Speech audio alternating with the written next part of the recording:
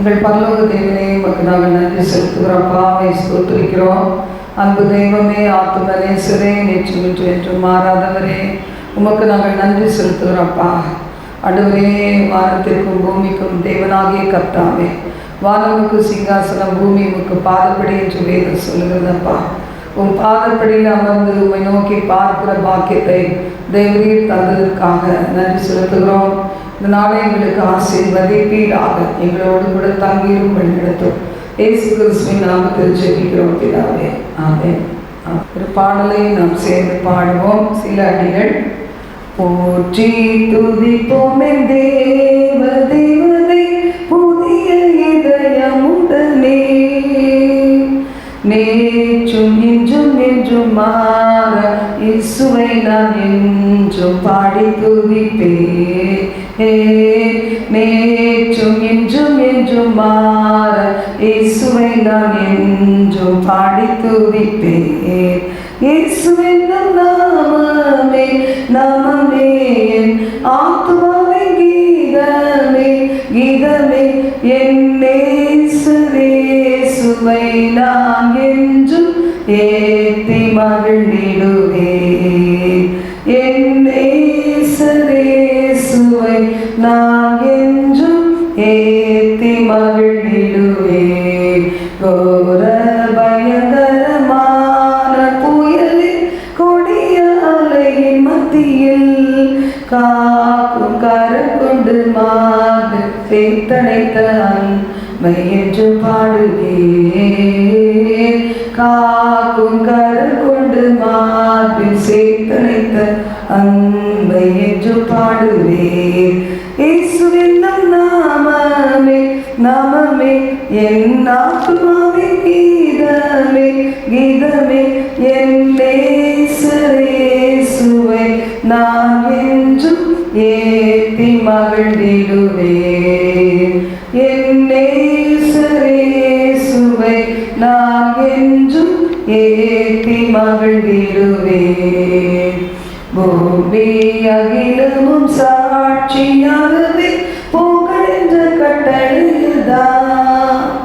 பூமி அகிலமும் சாட்சியாகவே புகழென்ற கட்டளைதான். ஆவி ஆத்துமாவும் தேகம் யாவும் என்று தந்து தொண்டு செய்குவேன். ஆவி ஆத்துமாவும் தேகம் யாவும் என்று தந்து தொண்டு செய்குவேன். இயேசுவின் நாமமே நாமமே ஆத்துமாவின் கீதமே கீதமே, என் இயேசுவை நான் என்றும் ஏத்தி மகிழ்ந்திடுவேன். என் இயேசுவை நான் என்றும் ஏத்தி மகிழ்ந்திடுவேன். எங்களை தாழ்த்தி அர்ப்பணிக்கிறோம். ஆண்டவரே, இந்த நாளிலே உடைய வார்த்தைகளை கொண்டு எங்களோடு பேசுவீராக. இயேசு கிறிஸ்துவின் நாமத்தில் இந்த நேரம், நிமிஷம், வினாடி, பொழுதை உமது கரத்தில் ஒப்பு கொடுக்கிறோம். அப்பா, எங்களோடு தங்கிறோம். இயேசுவின் நாமத்தில் ஜெபிக்கிறோம் ஜீவனுள்ள நல்ல பிதாவே, ஆமென் ஆமென். இந்த நாளில் நாம் யார் என்கிற தலைப்பில் இன்று சிறந்ததை தேவனுக்கு கொடுப்பவர்கள் என்ற தலைப்பில் நாம் தேவ செய்தியை நாம் பார்க்க போகிறோம். ஒரு 4 பாயிண்ட் நம்ம பார்க்க போகிறோம். முதலாவது, மார்க்கு 12ஆம் அதிகாரம் 41 முதல் 44 வசனங்கள். இயேசு காணிக்கை பெட்டிக்கு எதிராக உட்கார்ந்து ஜனங்கள் காணிக்கை பெட்டியில் பணம் போடுகிறதை பார்த்து கொண்டு இருந்தார்.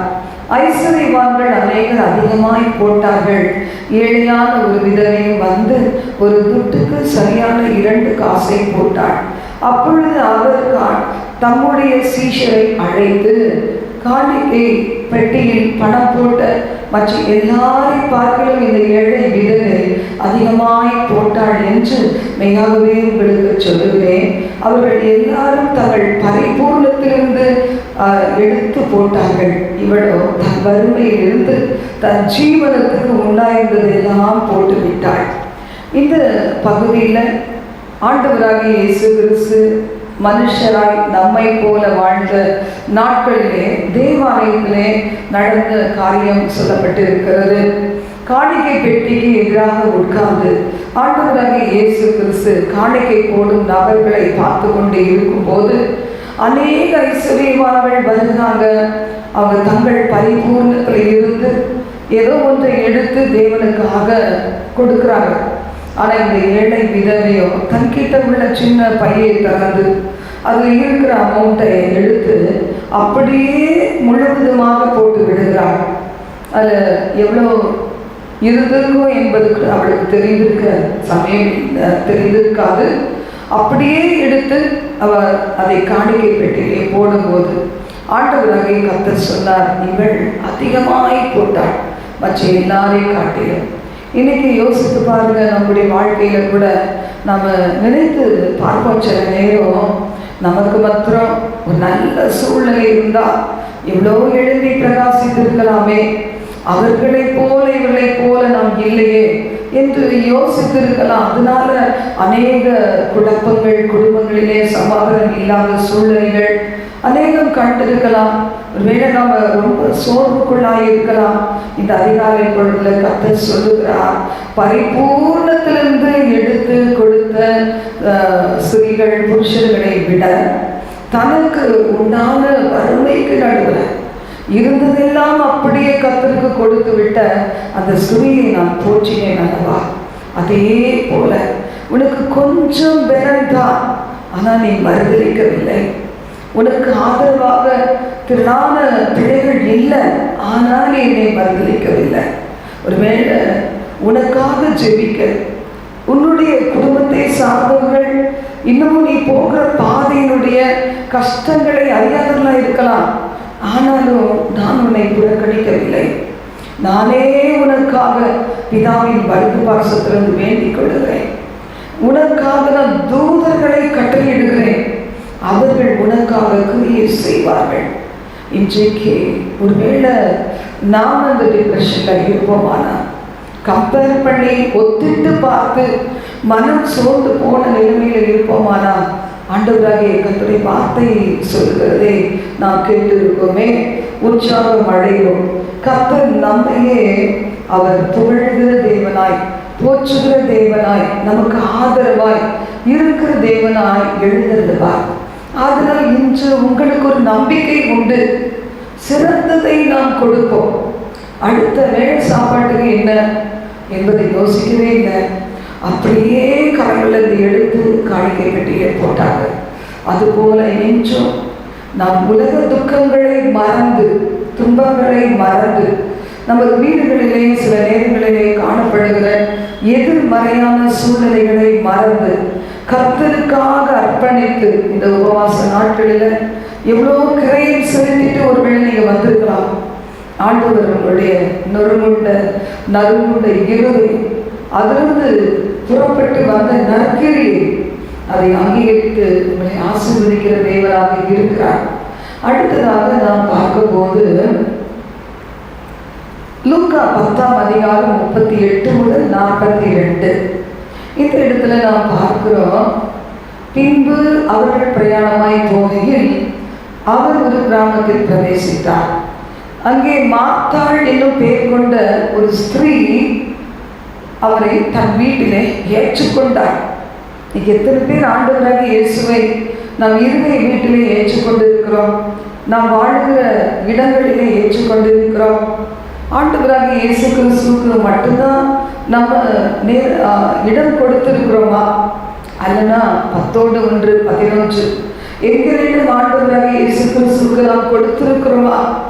அவர் ஒருவரே தேவன், தன்னிகரற்றவர்.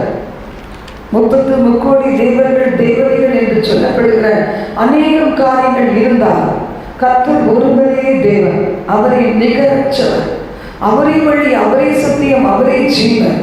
இந்த இடத்துல நாம் பார்க்கிறோம், மார்த்தாள் என்னும் பேர் கொண்ட ஸ்திரீ இயேசுவை தன் வீட்டிலே ஏற்றுக்கொண்டாள். அவளுக்கு மரியாள் எனப்பட்ட ஒரு சகோதரி இருந்தாள். ஆண்டவர் இயேசு எப்போ வருவாரோ என்று காத்திருந்து அவரது அருகாமையிலே உட்கார்ந்து அவருடைய வசனத்தை, அவர் கிருபையுள்ள வசனத்தை பிரசங்கிக்க அதை கேட்டுக்கொண்டே இருக்கிறாள். முழுவதுமாய் தன்னையே மறந்து விட்டாள்.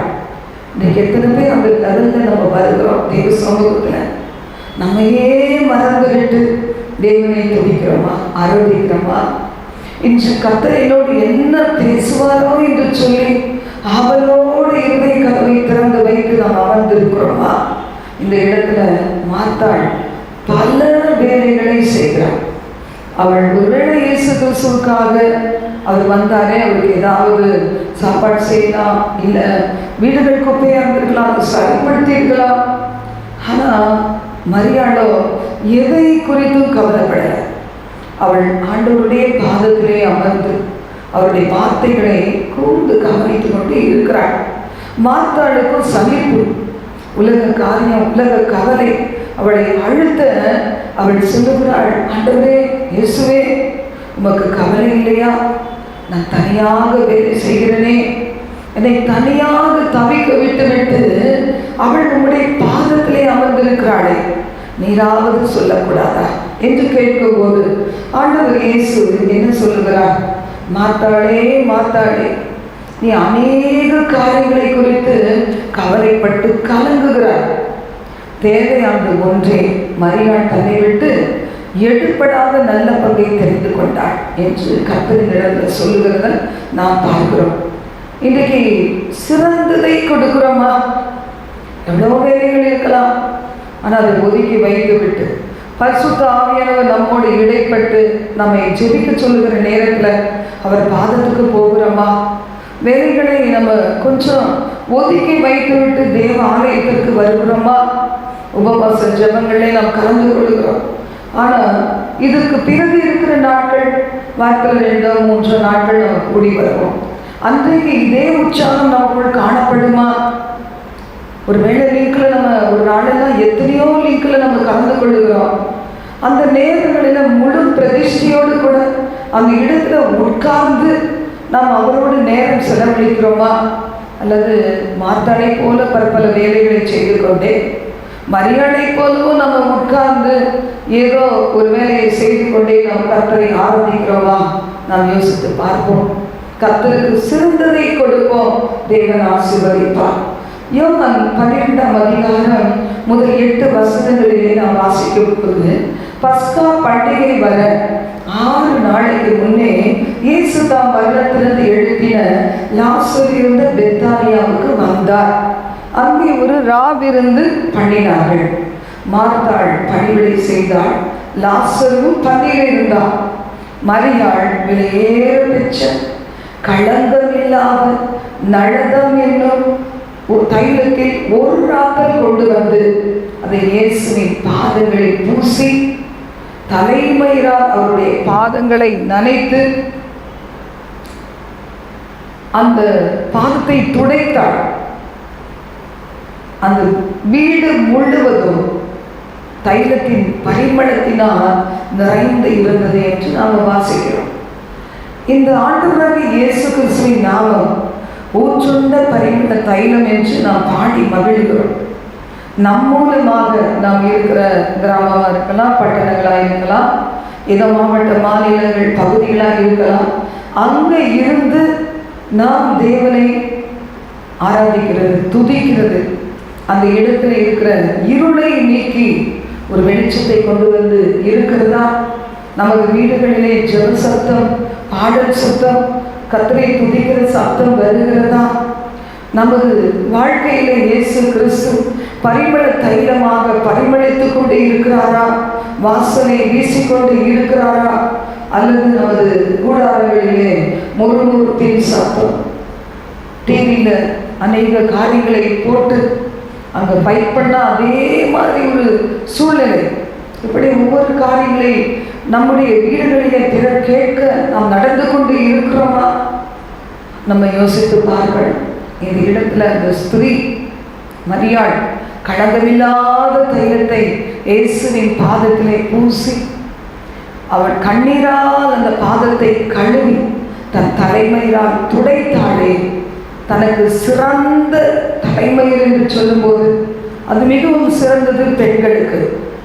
அப்போ அந்த தலைமயிரால் இயேசுவின் பாதத்தை துடைத்து முத்தமிட்டாளே, அந்த நற்செய்தி நம்முடைய வாழ்க்கையிலே காணப்படுகிறதா? சிறந்ததை கர்த்தருக்காக கொடுக்கிறோமா?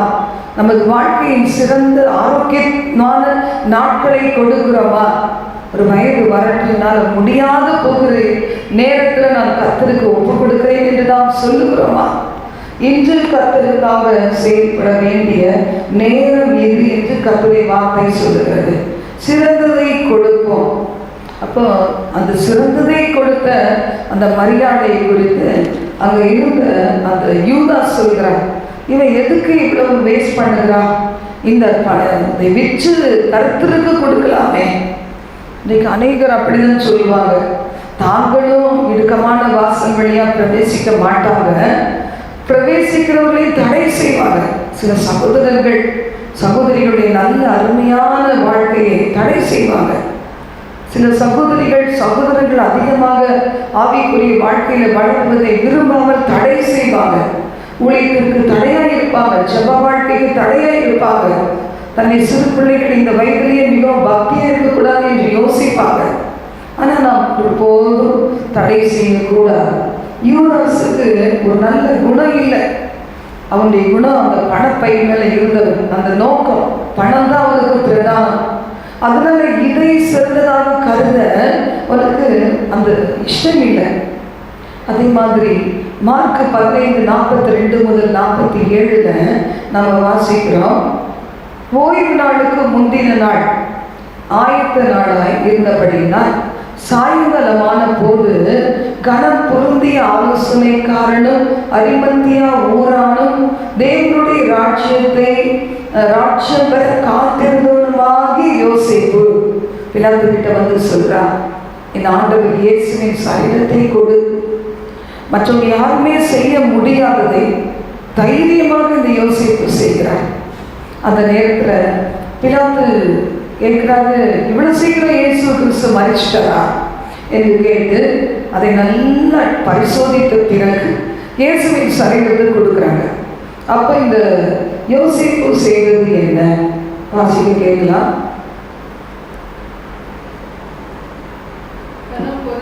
45 நூற்றுக்கு அறுபடியினால் அதை அறிந்து கொண்ட பின்பு சரீரத்தை யோசேப்பினிடத்தில் கொடுத்தார். அவன் போய் மெல்லிய துப்பட்டியை வாங்கி கொண்டு வந்து அவரை இறக்கி அந்த துப்பட்டியிலே கண்மலையில் வெட்டியிருந்த கல்லறையிலே அவரை வைத்தான் என்று கல்லறை வாசலிலே கல்லை புரட்டி வைத்தான் வேதம் சொல்லுது. மத்திய 27:57 முதல் 61 வாசிக்கும் போது நாம் வாசிக்கிறோம், தான் கண்மலையில் வெட்டி இருந்த தன்னுடைய புதிய கல்லறையிலே அதை வைத்தான் இயேசுவின் சரீரத்தை என்று சொல்லி நாம் வாசிக்கிறோம். சிறந்ததை இயேசுவுக்காக கொடுத்தான் இந்த அரிமத்திய ஊரானாகிய யோசேப்பு. இன்றும் நாம் சிறந்ததை கர்த்தருக்கு கொடுப்போம். கர்த்தர் காத்திருக்கிறார். ஆபேல் சிறந்ததை கொடுத்தார். காயினுக்கு அந்த மனம் இல்லை. இன்றைக்கு நம்மை பார்த்து கொண்டிருக்கிற ஒரு கர்த்தர் இருக்கிறார். வாழ்க்கையினுடைய வாலிப பிராயத்தை கொடுத்திருக்காங்களா? அவங்களுடைய தாளந்துகளை கொடுத்திருக்கிறார்களா? திறமையை கொடுத்திருக்கிறார்களா? இல்லைன்னா அவருடைய நேரத்தை கொடுத்திருக்கிறார்களா? ஒரு சிலர் வாழ்க்கையின் பல பகுதிகளை முடித்து தனிமையில் இருக்கும்போது தனிமையான அந்த நாட்களை தேவனுக்காக அவர்கள் கொடுத்திருக்கிறார்களா என்பதை அறிய கர்த்தர் ஆவலுள்ள தேவனாக இருக்கிறார். அடுத்ததாக நாம் பார்க்கும்போது 1 ராஜாக்கள் 17ஆம் அதிகாரம் 2 முதல் 16 வசனங்கள். இங்கு நம்ம வாசிக்கிறோம் யாரை குறித்து? எலியாவை குறித்து. எலியாவின் தேவன் நாம் தேவன் என்று நாம் பாடுகிறோம். இந்த இடத்துல ஆண்டவர் சொல்றாரு, தேசமெல்லாம் பஞ்சம், என் தீர்க்கதரிசி நான் பட்டினி போடுங்கனா என்று சொல்லி மனம் இறங்கி அவர் வழி நடத்துகிறார்.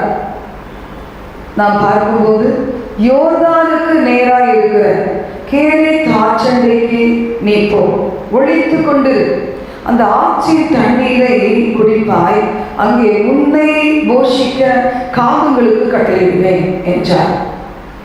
அவர் போய் அப்படியே செய்கிறார். காகங்கள் காலையிலையும் மாலையிலையும் அப்பமும் இறைச்சியும் கொண்டு வருகிறது. அவன் சாப்பிட்றான், தண்ணியை குடிக்கிறான், கர்த்தருக்கு நன்றி சொல்லிட்டு விட்டு படுத்து உறங்குகிறான். கொஞ்ச நாள் கழித்து அந்த கேரை காய்ச்சின் தண்ணீர் கூட வற்றி போயிடுச்சு. மறுபடியும் கர்த்தர் பேசுகிறார், நீ சாரிபாத் விதவை வீட்டுக்கு நீ போ, நீ எழுந்து சீகோனுக்கு அடுத்த சாரிபாத் ஊருக்கு போய் அங்கே தங்கிரு, உன்னை அங்கேயே பராமரிக்க அங்கே இருக்கிற ஒரு விதவைக்கு கட்டளையிட்டேன். ஆண்டவர் அப்படி ஒருவேளை நம்மளை நடத்தலாம். ஒரு நாளும் கைவிடாத தேவன், நம் திராணிக்கு மேலாக சோதியாத தேவன். இந்த இடத்துல நான் வாசிக்கும் போது அந்த ஸ்திரீ எந்த நிலைமையில் இருக்கிறாங்க, நம்பிக்கையே இல்லாத சூழ்நிலையில அவங்க இருக்கிறாங்க. அங்க போகிற 10ஆம் வசனம் சொல்லுகிறது, அந்த பட்டணத்துல பார்க்கும்போது அங்க ஒரு விதவை விறகு பொறுக்கி கொண்டு இருக்கிறாள். அவன் அவளை பார்த்து கூப்பிட்டு, நான் குடிக்கிறதுக்கு கொஞ்சம் தண்ணீர் கொண்டு வா. அவள் போகிறாள். அப்போ எனக்கு கொஞ்சம் அப்பமும் உன் கையிலே கொண்டு வா. அவருக்கு தெரியும் தன் விசுவாசத்தை ஆண்டவர் பொய் சொல்ல மாட்டார். அதில் தைரியமா கேட்கிறான், உங்ககிட்ட இருக்குதான்னு கேட்கல, நீ எனக்காக ஒரு அப்பத்தை கொண்டு வா.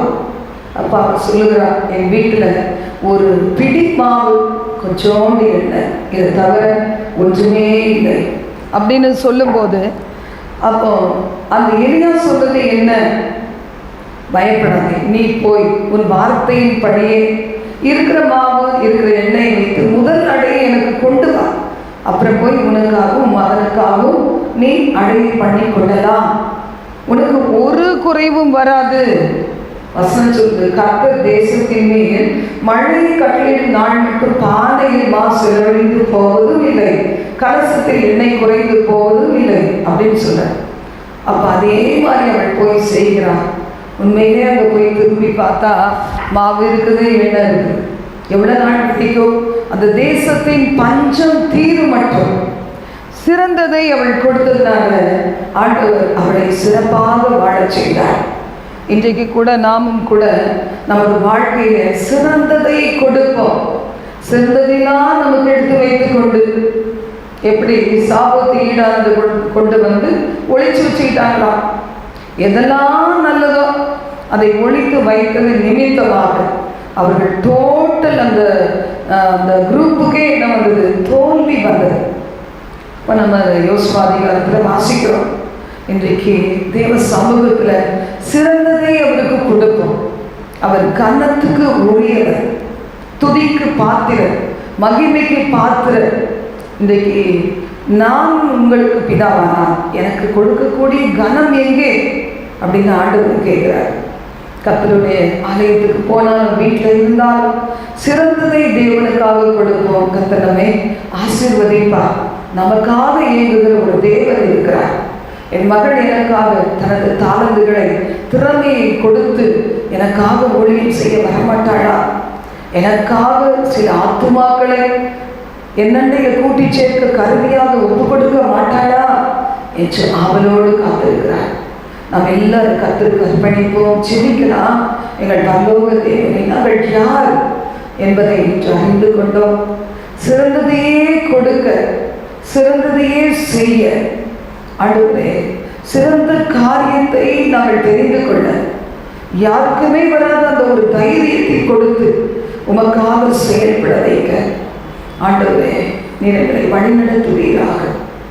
எல்லா பஞ்சம், பசி, பற்றாக்குறைகள் எல்லாம் அகன்று போகட்டும். ஒவ்வொரு குடும்பங்களில் இருக்கிற தரித்திரங்கள், வறுமைகள், கண்ணீர், கவலைகள் நீங்குவதாக.